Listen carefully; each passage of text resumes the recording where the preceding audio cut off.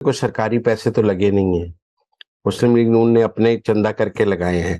لیکن میں آپ کو ایک بات بتاؤں، ویسے تو گیلپ سروے میں ہے کہ کیا آپ نے نواز شریف کی وطن واپسی کے بارے میں سنا ہے؟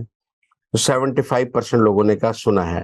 اس کا مطلب مریم اورنگزیب کی جو میڈیا اسٹریٹجی تھی وہ عام آدمی تک پہنچ گئی کہ 75% لوگوں کو نواز شریف کی آمد کے بارے میں علم تھا، تو ان کی کیمپین تو کامیاب ہو گئی. پھر دیکھیں لوگوں جو ہمارے تحریک انصاف کے دوست ہیں انہوں نے بڑا کرٹیسائز کیا کہ جی وہ سب اخباروں نے ایک ہی لیڈ لگا دی ہے، تو یہ تو بڑا جرنلزم کا جنازہ نکل آیا ہے اور صحافت کی موت ہو گئی ہے. او بھائی وہ اشتہار تھا، وہ مریم اورنگزیب کی گمک تھی کہ مریم اورنگزیب نے ایسا اشتہار دیا کہ وہ آپ کو خبر لگ رہا تھا. یعنی مطلب واٹس ٹھیک ہے ایپ نا؟ پہ لیڈ نہیں دی گئی تھی، نہیں اخبارات کو واٹس ایپ پہ اپڈیٹ نہیں کیا گیا نہیں تھا. وہ تو اشتہار تھا، وہ پوری پیڈ جگہ تھی، انہوں نے خریدی ہوئی تھی. اور اس لیے آپ یہ نہ کہیں کہ وہ کوئی منمل اخبارات نے خود لیڈ لگائی تھی، وہ ایک اشتہار تھا جو اشتہار ایسے لگایا گیا کہ آپ لوگ سمجھے کہ کوئی اخبارات نے لیڈ لگا دی. لیکن میں سمجھتا ہوں کہ ان کی نواز شریف کی آمد پر جس طرح کے سوشل میڈیا پہ اشتہارات آئے ہیں مسلم لیگ نون کے، میں جلسے پہ جا رہا ہوں، وہ والد اپنے بچے سے کہہ رہا ہے، اور جو نوجوانوں کے درمیان بات چیت ہے، جو اور اشتہارات ہیں، جو کمیونیکیشن کی سائنس ہے نا، پولیٹیکل کمیونیکیشن جسے ہم کہتے ہیں، سیاسی کمیونیکیشن، اس میں مسلم لیگ نون نے اپنی سکل پہلی دفعہ دکھائی ہے. اور ہمیں مریم اورنگزیب کو اس پر بالکل خراج تحسین پیش کرنا چاہیے کہ انہوں نے پولیٹیکل کمیونیکیشن بہت اچھی کی ہے، کیمپین بہت اچھی تھی، اور انہوں نے جو ہے نا کہ عام لوگوں کو اپنے ساتھ جوڑا ہے، ٹچ کیا. کوئی نیگیٹو کیمپین نہیں تھی، وہ کیمپین کسی کے گالم گلوچ پر نہیں بنائی گئی تھی، وہ کیمپین اپنے میسج پر بنائی گئی تھی. اور میں سمجھتا ہوں کہ جو گیلپ کا سروے ہے اس میں اس کیمپین کے اثرات بھی ہمیں نظر آ رہے ہیں کہ یہ جو پولیٹیکل کمیونیکیشن کی گئی ہے نواز شریف کی آمد پر، اس میں میرا خیال ہے مسلم لیگ نون میں مریم اورنگزیب کو اور ان کے ساتھ ان کی ٹیم کو کریڈٹ تو جاتا ہے کہ مطلب پی ٹی آئی اگر یہی پولیٹیکل کمیونیکیشن کرتی تو اس میں مخالف کے لیے گالیاں ہوتی، اسے لیٹ ڈاؤن ہوتے. وہ پہلے تو میرا مطلب ہے کہ نواز شریف کو گالیاں نکالتے پی ٹی آئی والے اور پھر اپنی ہائپ بناتے. مریم اورنگزیب کی کیمپین میں کوئی عمران خان کے لیے گالیاں نہیں تھیں، مخالفین کے لیے کچھ نہیں تھا، انہوں نے اپنی بات کی ہے اور اس کے نتائج میں سمجھتا ہوں گیلپ کے ذریعے آئے بھی. ٹھیک ہو گیا.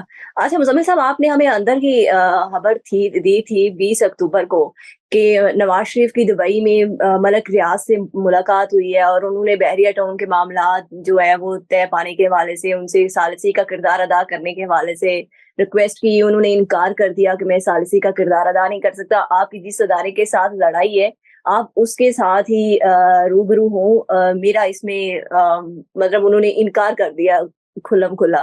تو آج جو ہے وہ کراچی بحریہ ٹاؤن کا این او سی بھی جو ہے وہ کینسل ہو گیا ہے، تو آگے کیا ہو؟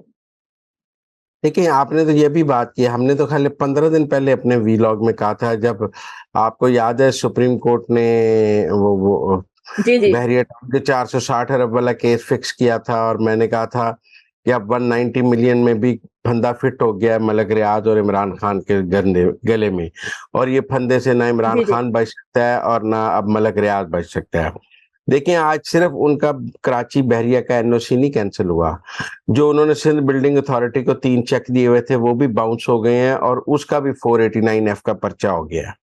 اور جو سندھ بلڈنگ اتھارٹی اور ملیٹ کینٹول جو ہیں وہ جو بھجوا رہے ہیں رپورٹ، جو اب آگے سپریم کورٹ میں جو ہیئرنگ ہے نیکسٹ، اس میں تو بحریہ کے سارے خلاف آ رہی ہے، اور 190 ملین پاؤنڈ میں بھی اس کے خلاف آ رہی ہے، اور وہ تو ملک ریاض کے لیے بہت زیادہ مشکلات پیدا کر دے گی. مجھے نہیں لگتا کہ ملک ریاض صاحب کے پاس اب کوئی بچنے کا راستہ موجود ہے، ان کے لیے اب بچت کا کوئی راستہ نہیں ہے. ان کی جو امپائر ہے وہ مجھے ڈوبتی ہوئی نظر آ رہی ہے. ڈوبتے ہوئے نظر آ گیا. ٹھیک ہو گیا. مزمل صاحب، آج جو ہے وہ سپریم کورٹ میں 5 رکنی بینچ نے جو ہے وہ فیصلہ سنا دیا ہے فوجی عدالتوں میں سویرینس کے ٹرائل کے حوالے سے، اور فوجی عدالتوں میں سویرینس کے ٹرائل کو غیر قانونی قرار دیا گیا ہے. تو مزمل صاحب، جن کو 102 افراد جو گرفتار کیے جا چکے ہیں 9 مئی اور 10 مئی کے واقعات میں جو ملوث تھے، ان کو جو سزائیں ہو چکی ہیں، ان کا ٹرائل جو شروع ہو چکا ہے، تو اب وہ کیا کالعدم ہو جائے گا؟ میرے خیال میں اس فیصلے کے خلاف ابھی تو اپیل ہو جائے گی. اور ٹرائل بے شک رک جائیں گے، لیکن ان لوگوں کے لیے مشکلات کم نہیں ہوں گی. لیکن میں اس فیصلے کو کچھ زیادہ اچھا فیصلہ نہیں سمجھتا، کیونکہ آپ دیکھیں نا کہ عمران خان صاحب جب وزیر اعظم تھے تو انہوں نے سپریم کورٹ میں اپیل کی تھی کہ سیولینز کا ملٹری کورٹ میں ٹرائل ہونا چاہیے، اور جسٹس قاضی فائز عیسیٰ نے کیا کہا تھا کہ عمران خان ایک پٹیشن سپریم کورٹ میں موجود ہے کہ سیولینز کا ملٹری کورٹ میں ٹرائل ہونا چاہیے، ایک پٹیشن ان کی آخری ہے کہ نہیں ہونا چاہیے. دونوں کٹی چن لینا اور بلا لیں خان صاحب کو. اور خان صاحب 22 سویلینز افراد کا ٹرائل ہوا، انہیں سزائیں سنائی گئی عمران خان کے دور حکومت. اور عمران خان نے ان سزاؤں کے جب کالعدم ہوئی تو اپیل کی کہ نہیں ان کو سزائیں ٹھیک ہوئی ہیں. تو آج جب خود کو ہونے لگی ہے تو وہاں پہنچ گئی ہے، تو ہم تو پھر کہیں گے ہم خیال بینچ کی جانب سے تحریک انصاف کی سہولت کاری پر مبنی فیصلہ ہے، انصاف پر مبنی فیصلہ نہیں ہے. جن لوگوں نے دفاعی تنصیبات پر حملے کیے ہیں ان کے ٹرائل ملٹری کورٹ میں ہونے چاہیے. اگر اعجاز الاحسن صاحب اتنے ہی کلیئر تھے کہ نہیں ہونے چاہیے تو پھر نواز شریف کی دفعہ تو مانیٹرنگ جج لگا دیا تھا نا کہ فوراً سزا ہونی چاہیے. آج 9 مئی کے مقدمات کے ملزمان پر بھی مانیٹرنگ جج لگا دیتے کہ 1 مہینے میں فیصلہ ہو، سزائیں ہونی چاہیے. مطلب آپ چاہتے ہیں ان مقدمات 10 سال چلتے رہیں، لوگوں کو سزائیں نہ ہوں، یہ لوگ آگے جو ہے سیاست بھی کریں اور کھلے ان کی ضمانتیں ہو جائیں اور یہ آزاد پھریں اور 9 مئی کے سب پہ مٹی ڈال جائے.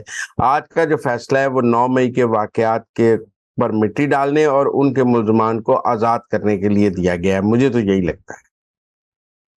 پر مزمل صاحب پارلیمان نے بھی تو ایک متفقہ درخواست تو تھی وہ منظور کی تھی کہ 9 مئی کے واقعے میں ملوث جتنے بھی افراد ہیں ان کا فوجی عدالتوں میں ٹرائل ہونا چاہیے. تو آج تو پھر اس کی بھی توہین ہو گئی پارلیمان کی.